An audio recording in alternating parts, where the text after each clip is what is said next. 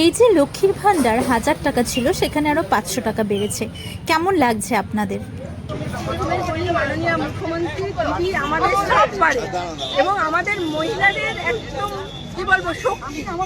কারণ উনি দেখেছেন এর আগের দিন যেমন সুপ্রিম কোর্টে চোখে চোখ রেখে জনগণের জন্য গণতন্ত্র রক্ষার দাবিতে আন্দোলন করেছে, আবার সেই দিদি আজ মহিলাদের স্বাধীনতা এবং স্বনির্ভর করার জন্য 1000 টাকাটা 1500 টাকা করেছেন।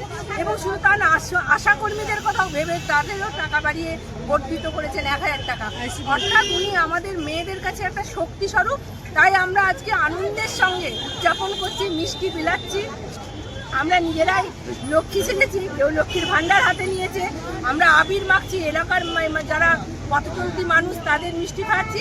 এবং আজকের দিনটা আগামী 26-এ যাতে আমরা সবাই ঐক্যবদ্ধভাবে দিদির হাত শক্ত করতে পারি, তারই আমরা আজকের এই মঞ্চ থেকেই বলতে পারেন বা আজকের এই আনন্দ উৎসব থেকেই আমরা প্রতিজ্ঞা নিচ্ছি। আমরা সমস্ত মহিলারা যারা এসছি শহর মহিলা তৃণমূল কংগ্রেসের পক্ষ থেকে প্রত্যেকে আমরা আগামী 26-এর জন্য ঝাঁপিয়ে পড়বো।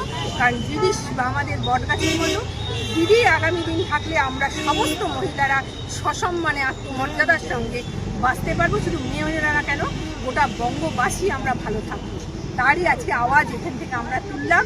সঙ্গে আছেন আমাদের 22 নম্বর ওয়ার্ডের কাউন্সিলর মৌসুমী হাজরা, আছে 13 নম্বর ওয়ার্ডের মোজাম্মেল হোসেন সংখ্যালঘু সেলের সভাপতি, এবং সর্বোপরি আমাদের দাদা অভিভাবক শহর সভাপতি আমাদের মৃণাল চৌধুরী। জয় বাংলা, জয় বাংলা, জয় বাংলা, জয় বাংলা, জয় বাংলা।